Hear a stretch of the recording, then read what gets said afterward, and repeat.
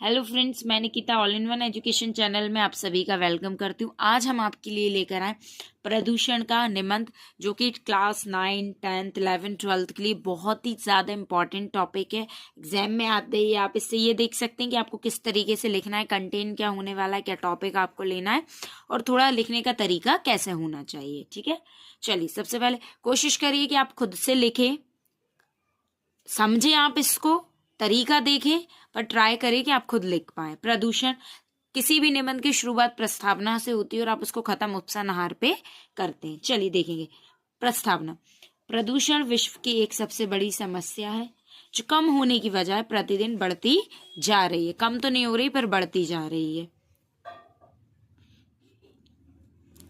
प्रदूषण की वजह से पृथ्वी पर मौजूद सभी जीव जंतुओं की विभिन्न प्रकार की घातक बीमारियों का सामना क्या करना है, उन्हें करना पड़ रहा है। इतना प्रदूषण है कि सभी को बीमारियां होती ही जा रही हैं। अब हम देखेंगे प्रदूषण के प्रकार। मुख्य रूप से प्रदूषण के 4 प्रकार हैं: वायु प्रदूषण, जल प्रदूषण, मृदा प्रदूषण और ध्वनि प्रदूषण। कोशिश करें कि वायु प्रदूषण, जल प्रदूषण लिखे। कुछ बच्चे वायु, जल, मृदा और ध्वनि प्रदूषण लिखते, तो आप साथ में प्रदूषण लगाइए, अच्छा लगेगा। चलिए नेक्स्ट देखते हैं। वायु प्रदूषण। वायु जो हवा है उसमें कैसे प्रदूषण होता है। यह सबसे खतरनाक प्रदूषण है। क्यों है? क्योंकि जो हवा है, जो ऑक्सीजन हमें मिल रही है एनवायरमेंट से, वही तो हम ले रहे हैं। और अगर वही प्रदूषित है तो फिर उसका जो इफेक्ट है, जो असर है, वो हमारे जीवन पे पड़ेगा, ह्यूमन हेल्थ पे पड़ेगा, एक मानव जो है उसके शरीर पर पड़ेगा। वायु प्रदूषण का मुख्य कारण उद्योगों और वाहनों से निकलने वाला धुआं है। जो बड़ी बड़ी फैक्ट्रीज चल रही हैं, जो गाड़ियों से धुआं निकल रहा है, वो उसका मेन रीजन है। वायु प्रदूषण के कारण वायुमंडल में कार्बन डाइऑक्साइड की मात्रा क्या हो रही है, बढ़ती जा रही है। ह्यूमन को ऑक्सीजन चाहिए, बट बढ़ क्या रहा है, कार्बन डाइऑक्साइड। इससे पृथ्वी के ऊपर वाला ओजोन गैस का सुरक्षा चक्र बुरी तरह से प्रभावित हो रहा है। तो क्या हो रहा है इसमें कि जो ओजोन गैस है वो बढ़ती जा रही है और उसका प्रभाव बहुत बुरी तरीके से हो रहा है। अब है जल प्रदूषण।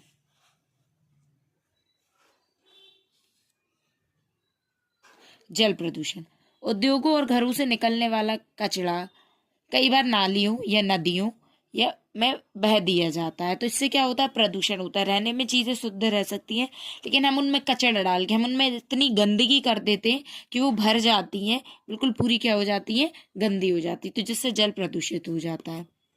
मृदा प्रदूषण।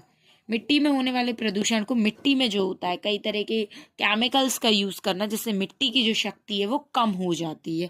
बहुत से बच्चों को इसमें कंफ्यूजन रहता है। आप इसमें नॉर्मल लिख सकते हैं कि मिट्टी में आजकल कई तरीके के केमिकल्स यूज किए जा रहे हैं, जिससे कि उसकी जो शक्ति है, उपजाऊ शक्ति है, वो क्या हो जाती है, कम हो जाती है। और इतना अत्यधिक पानी देने से उसकी जो ऊपरी परत है वो छट जाती है, तो मिट्टी की जो उर्वरक शक्ति है या मिट्टी की जो शक्ति है वो कम हो जाती है। यह मुख्यतः खेती पे अत्यधिक कीटनाशक, वही बात आ गई, केमिकल्स का उपयोग करने या ऐसे पदार्थ जिसे मृदा में नहीं होना चाहिए उसके मिलने पर होता है। ऐसी चीजें जो मिट्टी में नहीं मिलना चाहिए लेकिन अगर मिल रही हैं तो उससे क्या होगा, प्रदूषण होगा। ध्वनि प्रदूषण। ध्वनि प्रदूषण किसी भी प्रकार के अनुपयोगी ध्वनि को कहते हैं। जो शोर है उससे हम ध्वनि प्रदूषण से जान सकते हैं। इस प्रदूषण से मानव और जीव जंतुओं को परेशानियां होती हैं। आजकल हम देख रहे हैं कारखानों का जो शोर है, मशीनों की आवाज, यातायात का जो शोर है, मोटर गाड़ियां जो चल रही हैं उनमें बहुत आवाज आ रही, लाउड स्पीकर चल रहे हैं, है ना। जो कर्ण भेदक यानी कानों को परेशानी देने वाली जो चीजें हैं, ये अत्यधिक क्या कर रही हैं, ध्वनि प्रदूषण का कारण है और ये इससे ये वाला प्रदूषण फैला रही है। अब इन प्रदूषण की बात हो गई, तो अब हमें इन्हें सुधारना भी पड़ेगा, तो कुछ उपाय भी करना पड़ेंगे। क्या कर सकते हैं, इन्हें कम ही कर सकते हैं। प्रदूषण कम करने के लिए हमें लोगों में जागरूकता की पैदा करना चाहिए कि ये चीज गलत है, आप इसको कम करें। एटलीस्ट आप चीजों का उपयोग कम नहीं कर पाएंगे, वो जरूरी भी, लेकिन उसको एक सीमित मात्रा में करें। वनों के विनाश को रोकना चाहिए, ये तो हम बिल्कुल रोक सकते हैं। अत्यधिक पेड़ लगाने का हमारा एक दृढ़ निश्चय होना चाहिए। अधिक से अधिक पेड़ पौधे लगाने होंगे। वर्षा के जल को संचित करके उसका पुनः, जो पानी हमें मिल रहा है हम उसका उपयोग कैसे करें, उसको हम पहले स्टोर कर लें, उसे संचित कर लें, फिर दोबारा हम उसका उपयोग कर पाए। उपसनान। प्रदूषण एक बहुत गंभीर समस्या है, बहुत ज्यादा। प्रदूषण कम करने के लिए हर व्यक्ति को अपने स्तर पर एक प्रयास करना चाहिए। आवश्यक है वो चीज। हमारा कर्तव्य है कि हम प्रदूषण के खिलाफ अपना योगदान देकर पर्यावरण को सुरक्षित करें। तो ये हमारा हो गया पूरा। ऐसे आपने इसमें देखा होगा कि मैंने आपको बताया है कि किस तरीके से आपको एक निबंध को लिखना है, किस तरीके से ऐसे आपका पूरा होना चाहिए। बार बार एक ही भाषा का उपयोग ना करें। बच्चे अधिकतर सेम लैंग्वेज को हर पॉइंट में लिख देते हैं, तो इस चीज़ का थोड़ा इसको अवॉइड करें। कुछ नया नया लिखें, हर पॉइंट में एक नई बात को लिखें, बार बार उसे घुमाए ना। अगर आपको किसी और टॉपिक पर निबंध चाहिए तो मुझे कमेंट सेक्शन में बताइए। Thank you for watching. Hello friends, all in one education channel में मैं निकिता आपका वेलकम करती हूँ। क्योंकि अब एग्जाम बहुत पास है और विज्ञान का चमत्कार तो आना ही है, तो मैं आपके लिए ले आई हूँ बहुत इजी लैंग्वेज में विज्ञान का चमत्कार। देखेंगे ये निबंध हमें कैसे लिखना है, क्या टॉपिक रहने वाला है, क्या पॉइंट्स हमारे रहने वाले हैं। चलिए देखते हैं। जैसे कि आपको पता है, सबसे पहले हम प्रस्तावना लिखते हैं और लास्ट में हमारा जो आता है वो उपसंहार आता है। तो ये हमेशा पहले और लास्ट में ही आएंगे, अंत में और प्रारंभ में। चलिए देखते हैं। आज का युग विज्ञान के आविष्कारों का युग है। आज जीवन के प्रत्येक क्षेत्र में विज्ञान ने क्रांति कर दी है। आज मनुष्य विज्ञान की सहायता से पक्षियों की भांति आसमान में उड़ सकता है, गहरे से गहरे पानी में सांस ले सकते हैं। विज्ञान के बिना आज मनुष्य जीने की कल्पना नहीं कर सकता। बिल्कुल करेक्ट है। हम एक बर्ड, पक्षी की तरह आसमान में उड़ सकते हैं। हम अपनी सारी ज़रूरतों को पूरा कर सकते हैं। एक चेंज जो हमारी लाइफ में आया है वो सिर्फ विज्ञान के कारण ही आया है। चलिए अब नेक्स्ट पॉइंट देखते हैं, विज्ञान के चमत्कार। ये भी एक पॉइंट ही है। विज्ञान के कारण हमारा जीवन सरल और संपन्न हो गया है। भोजन, आवास, यातायात, चिकित्सा, मनोरंजन, शिक्षा, कृषि, उद्योग आदि सभी क्षेत्र विज्ञान से प्रभावित है। विज्ञान के आविष्कार आज मनुष्य के लिए वरदान साबित हुए। इसमें आप ये लिख सकते हैं कि विज्ञान ने हमें जो जो भी दिया है, जब अलग पॉइंट बनाकर लिखते हैं वो हम इसमें बता सकते हैं कि विज्ञान के ये सारे, चाहे वो शिक्षा हो, मनोरंजन हो, चिकित्सा यानी डॉक्टरी वाला क्षेत्र हो, यातायात यानी व्हीकल्स वाला हो, कृषि हो हमारी, या उद्योग हो जो फैक्ट्रीज होती हैं, सारी ही चीजों में हम अगर कुछ देख रहे हैं तो वो है विज्ञान और सिर्फ विज्ञान।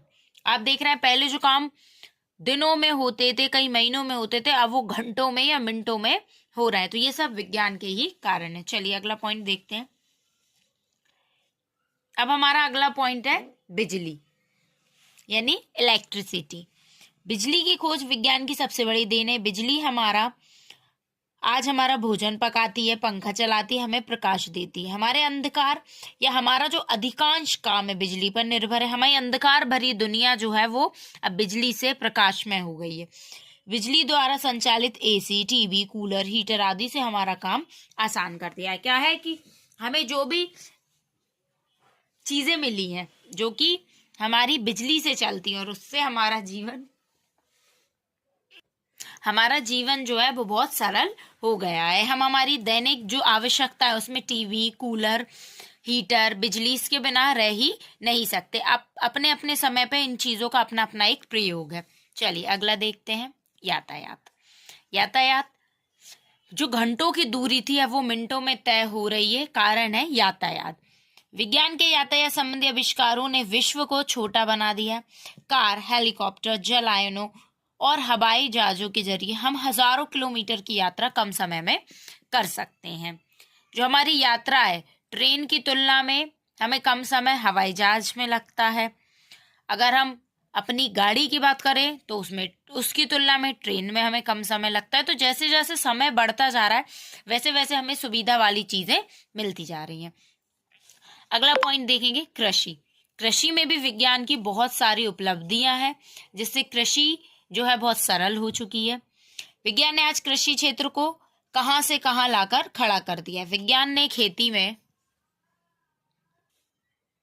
उपज की गुणवत्ता तथा मात्रा में वृद्धि कर दी है। ट्रैक्टर, फसल काटने की मशीन, उन्नत बीज, खाद आदि किसानों के लिए विज्ञान का उपहार है। अब कई तरह के अच्छे अच्छे बीज, मशीन है जिससे काम बहुत कम समय में हो जाता है, जिससे मेहनत नहीं लगती और आसानी से हमारा काम मशीनों के द्वारा हो जाता है। अगला देखेंगे मनोरंजन। सिनेमा विज्ञान की अनुपम देन है। आज radio, television, DVD player, 3D cinema, computer आदि हमारा मनोरंजन करते हैं। टेलीविजन यानी हमारी टीवी हुआ, डीवीडी हुई, हमारा मोबाइल हुआ, लैपटॉप हुआ, कंप्यूटर हुआ, ये सब हमारे मनोरंजन के जो साधन है, हमारे रिक्रिएशन मनोरंजन के जो साधन है, वो हमें सिर्फ विज्ञान ने ही दिए हैं। आज व्यक्ति अपना आधे से ज्यादा समय इन मनोरंजन की चीजों में ही व्यतीत कर रहा है। उपसंहार, अंत में हमें यही लिखना है कि विज्ञान ने हम आविष्कारों से हमेशा हमारा जीवन सरल बना दिया। विज्ञान स्वयं एक शक्ति नहीं है, वह पूरी तरह मानव पर निर्भर है। यह मानव जो पूरी तरह है विज्ञान पर ही निर्भर है। अगर आपको सुविधा मिल रही है तो फिर आप उस सुविधा का लाभ बिल्कुल ही उठाएंगे, फिर आप उस कार्य को उस तरीके से नहीं करेंगे जैसे वो पहले होता था। तो ये देन किसकी है? विज्ञान की। आप इस ऐसे को अपने अकॉर्डिंग भी लिख सकते हैं, बस ये एक तरीका है कि आपको किस पॉइंट में क्या लिखना है। जो मेन कंटेंट है वो होना ही चाहिए। अगर आपको किसी और टॉपिक पर ऐसे चाहिए तो प्लीज मुझे कमेंट में बताइए, मैं बिल्कुल उस टॉपिक पर आपको एक ऐसे ला कर दूंगी। Thank you for watching.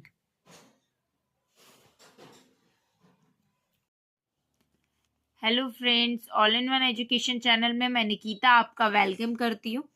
आज हम आपके लिए हिंदी में लेकर आए जीवन में खेल का महत्व, जीवन में खेलों का महत्व, खेलों का महत्व या खेल। कई तरीके से ये टॉपिक बोर्ड के एग्जाम में पूछा ही जाता है। टॉपिक आ सकता है, निबंध आ सकता है, आप इसको ही याद करेंगे और जिस तरीके से ये पूछा जाएगा आप उस तरीके से लिखेंगे।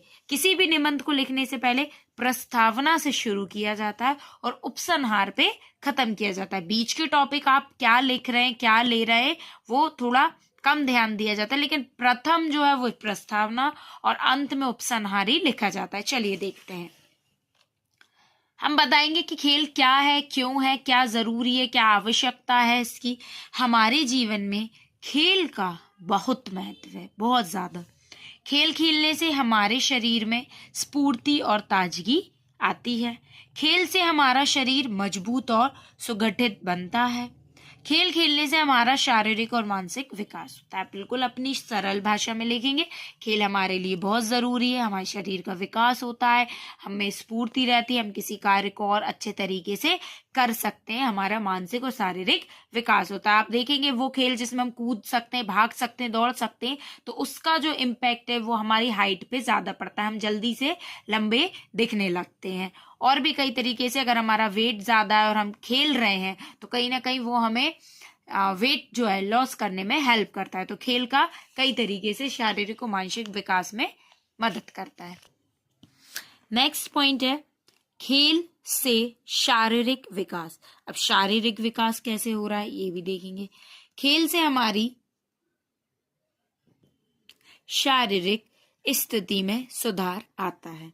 अगर हमें किसी तरह की परेशानी है, हम खेलते हैं तो वो बिल्कुल सुधरेगी।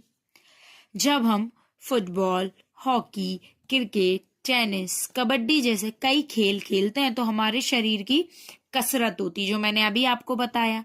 हमारी हड्डियां, मांसपेशियों और जो हमारे लिगामेंट्स होते हैं, जो लिगामिनियो होते हैं, वो मजबूत बनते हैं। जो लिगामियो होते हैं वो क्या होते हैं? हमारे मजबूत बनते हैं, उसमें मजबूती बढ़ती है। अगला है खेल से शारीरिक विकास। शारीरिक विकास के साथ चलिए खेल से शारीरिक विकास के साथ अब हम इसमें अगला देखेंगे खेल से मानसिक विकास। शारीरिक विकास के साथ साथ जो खेल है वो हमारा मानसिक का विकास भी, हमारे दिमाग का विकास भी करता है। शतरंज हुआ जिसमें सबसे ज्यादा हमारा मानसिक जो दिमाग है उसका ही उपयोग होता है। कैरम बोर्ड, लूडो, सांप सीढ़ी जैसे खेलों से हमारा मस्तिष्क अच्छी तरह से काम करने लगता है और हमारा संयम क्या होता है? बढ़ता है। तो ये बिल्कुल हमारे खेल से मानसिक विकास की वृद्धि होती है। अगला है खेल एक सामाजिक संगठन। देखते हैं किस तरीके से संगठन बनता है, कैसी ग्रुपिंग होती है, क्या हम सीखते हैं, सोशल ग्रुपिंग हम क्या कर पाते हैं। खेल एक महान सामाजिक संगठन है। जब हम खेल खेलते हैं तो हम साथी खिलाड़ियों के साथ ग्रुप में संगठित होते हैं और टीम वर्क करते हैं। तो यहाँ से हमें टीम वर्क सीखने मिलता है, हम कोऑर्डिनेट करना, एक दूसरे से संगठन करना, एक ग्रुपिंग जो है वो डेवलप्ड करते हैं, विकास होता है। इससे हमारे सामाजिक और संगठनात्मक कौशल विकसित होते हैं। जो संगठनात्मक कौशल है वो यहां से हमारा विकसित होने लगता है।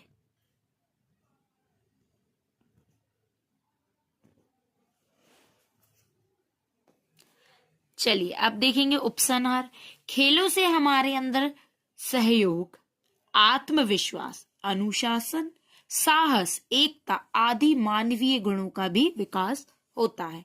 हम अनुशासन यानी डिसिप्लिन सीखते हैं, हमारे अंदर कॉन्फिडेंट बढ़ता है, हम किसी चीज को साहस के साथ कर सकते हैं, एकता का हमारे अंदर विकास होता है। खेल हमें सफल जीवन जीने में मदद करता है। हमें नियमित रूप से खेल खेलना चाहिए, जो कि जरूरी है। अगर आपको किसी और टॉपिक पे निबंध चाहिए तो मुझे कमेंट में बताइए, मैं बिल्कुल आपके लिए वो टॉपिक लेकर आऊंगी। तब तक के लिए देखते रहिए ये चैनल। जो भी वीडियो लाइक करिए, कमेंट करिए, सब्सक्राइब करना चैनल को बिल्कुल भी मत भूलिए। Thank you for watching. Hello friends, मैं Nikita all in one education channel में आपका वेलकम करती हूँ। आज हम क्लास 9 to 12 के लिए लेकर आए वृक्षारोपण का हिंदी में निबंध, जो कि एग्जाम में आते ही है। आपको देखना है कि हमें लिखना कैसे, तरीका क्या होने वाला है और किस तरीके से हमारा कंटेंट रहने वाला है। चलिए देखते हैं। हमारा पहला पॉइंट रहेगा प्रस्तावना। वृक्ष हमारे लिए अत्यंत महत्वपूर्ण है। वह हमेशा चौकन्ना रहकर हमारी रक्षा के लिए तत्पर रहता है। वृक्ष जन्म लेने से लेकर मृत्यु उपरांत यानी मरने तक हमारे उपयोग में आते हैं, लेकिन मानव को भी उसके महत्व को समझना चाहिए। जो मानव है, जो वृक्षों को हानि पहुंचाते हैं, अपनी जरूरत के लिए काट देते हैं, इस चीज को मानव जो है उसे समझना चाहिए। क्योंकि वृक्ष जब वो जन्म लेता है और जब तक वो रहता है, अगर हम उसकी देखभाल करते तो वो संपूर्ण अपना जीवन हमारे लिए ही समर्पित कर देता है। भोजन के लिए जल, जलावन के लिए लकड़ियां, जीवन के लिए शुद्ध हवा, ये हमें सभी जो हवा है, ये सब चीजें हमें वृक्ष से ही मिलती हैं। तो वृक्षारोपण में बेसिकली हमें वृक्ष के बारे में लिखना है कि हम उसे किस तरीके से बचा सकते हैं, हमें उसके लिए क्या करना चाहिए, किस तरीके से एक मानव को वृक्ष को लेकर अपना दृष्टिकोण रखना चाहिए। नेक्स्ट पॉइंट देखेंगे। नेक्स्ट है वृक्ष का महत्व, या इसको लिख सकते हैं आप वृक्षों का महत्व जो भी है ना। यदि पूरी धरती को मरुस्थल हो जाने से बचाना है तो हमें वृक्ष की अंधाधुंध जो कटाई है उसे रोकना चाहिए। अगर पूरी धरती को सूखा होने से हमें बचाना है तो हमें वृक्ष को लगाना ही होगा।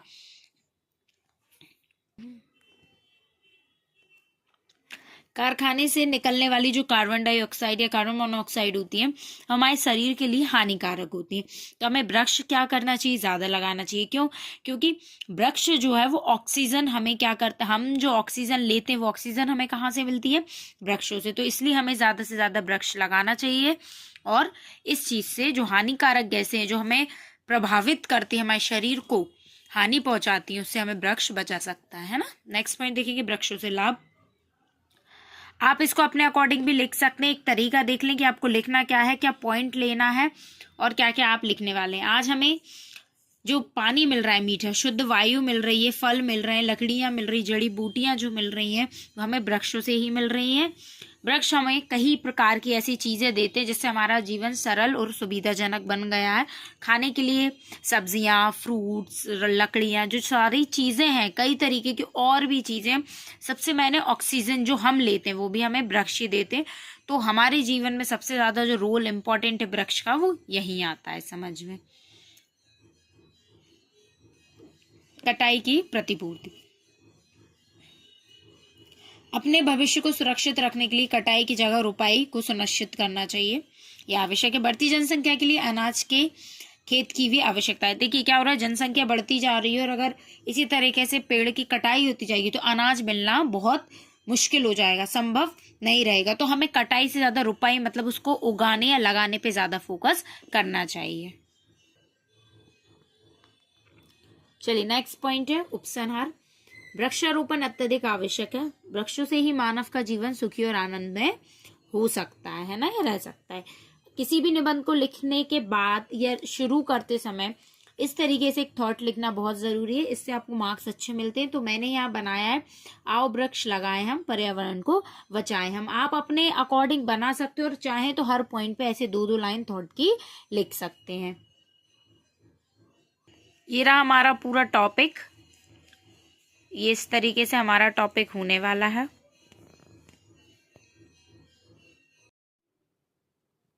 हेलो फ्रेंड्स, मैं Nikita all in one education channel में आपका वेलकम करती हूँ। आज मैं आपके लिए लेकर आई हूँ हिंदी में भ्रष्टाचार और उसका कारण निवारण पे ऐसे। बहुत आता है भ्रष्टाचार पे टॉपिक, चलिए देखते हैं कैसा है, क्या लिखने वाला है। बिल्कुल स्वीट और सिंपल हम लिखेंगे, बहुत शॉर्ट होने वाला है। चलिए सबसे पहले आएगी प्रस्तावना। आजकल के समय में भ्रष्टाचार सबसे बड़ी समस्या बन ही चुका है। हर जगह पे भ्रष्टाचार ही फैला हुआ है, जिसके कारण जीवन जीना यहाँ पर संभव नहीं हो पा रहा है। भ्रष्टाचार जिसमें लोग भ्रष्ट काम करते हैं, पैसों की हेरा फेरी करना और कई तरीके से रिश्वत लेना, ये सब चीजें भ्रष्टाचार के अंदर आती हैं, किसी काम को गलत तरीके से कराना। अगला हम देखेंगे भ्रष्टाचार का अर्थ। भ्रष्टाचार का अर्थ है भ्रष्ट आचरण से होता है, अर्थात जब व्यक्ति अपने स्वार्थ के लिए झूठी बातों के द्वारा ही लोगों को धोखा देता है, तो ऐसे व्यक्तियों को भ्रष्ट व्यक्ति कहा जाता है, जो गलत तरीके से अपने काम करा लेते हैं या भ्रष्ट रिश्वत वगैरह लेके क्या करते हैं, काम करते हैं। भारत में बढ़ता भ्रष्टाचार, ये एक खुद टॉपिक आ सकता है। भारत में भ्रष्टाचार बहुत अधिक मात्रा में बढ़ चुका है। भारत के हर एक क्षेत्र में भ्रष्ट व्यक्तियों का बोलबाला है, जिससे कि देश के विकास में सहयोग देने के बजाय देश को लूटने में ही लगे हुए हैं। अगला है भ्रष्टाचार के कारण। भ्रष्टाचार के निम्नलिखित कारण है: चुनाव प्रणाली का दोष युक्त होना, मतलब गलत तरीके से होना। शिक्षा का गिरता स्तर होना, यहाँ भी सुविधाएं दे सकते हैं पर नहीं देना, तो यहाँ भ्रष्टाचार है। दूरदर्शन, चलचित्र, भ्रष्ट मंत्री एवं शासक, ये इसके कारण हो सकते हैं। भ्रष्टाचार को दूर करने के उपाय, बहुत स्वीट और सिंपल लिखना है।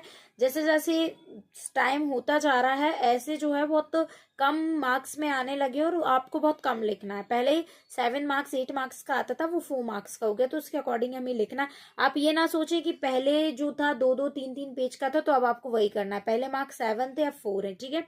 तो दूर करने के उपाय देखेंगे। उच्च शिक्षा का प्रसार, मतलब शिक्षाएं अच्छी देना, ताकि लोग समझ सके कि हमारे साथ कहाँ गलत हो रहा है। समाज कल्याण संस्थाओं की स्थापना होनी चाहिए, जिससे लोगों को जागरूक किया जा सके। प्रशासकीय सुधार किए जाना चाहिए। दंड व्यवस्था तो बिल्कुल ही होना चाहिए, जो गलत कर रहा है उसके साथ उसे कुछ ना कुछ सजा होनी चाहिए। उसका पद देखकर हमें बिल्कुल भी अपनी तरीके से भटकना नहीं है। उपसना, अंततः या हम यही कह सकते हैं, अतः भ्रष्टाचार एक बहुत ही गंभीर समस्या है। इसे दूर करने के लिए कठोर कदम उठाने की जरूरत है। आओ मिलकर करें पुकार, भ्रष्टाचार को दूर भगाओ। ये हमारे इस तरीके से कुछ स्लोगन होना चाहिए, आप मन से बनाए और यहाँ पर लिखें, तो जिससे आपका ऐसे बहुत अच्छा लगे। और अगर आपको किसी और टॉपिक पर ऐसे चाहिए तो प्लीज कमेंट करिए, मैं आपको वो बिल्कुल प्रोवाइड करूंगी। Thank you for watching.